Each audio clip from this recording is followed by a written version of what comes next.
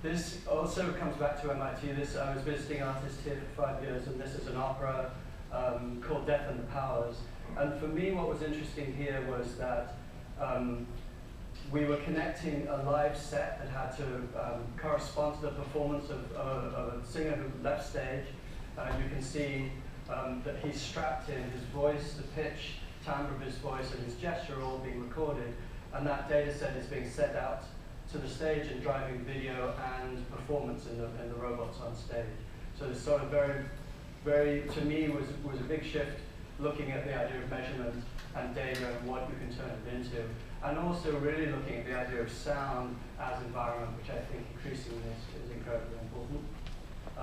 This project now is one that I've done in my lab at USC. It's called Leviathan. It imagines a flying whale on a maiden voyage from London to Moscow in 1895.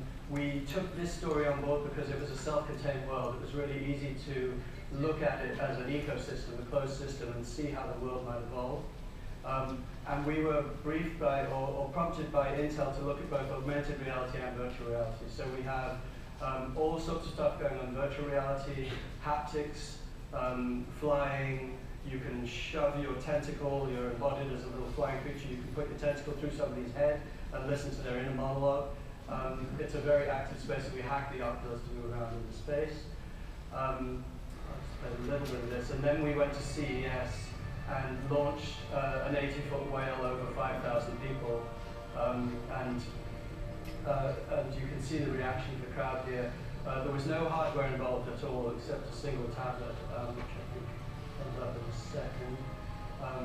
So it was interesting for me was that this is the best experience I've seen of people in an immersive environment without wearing headsets, without wearing any kind of tablet.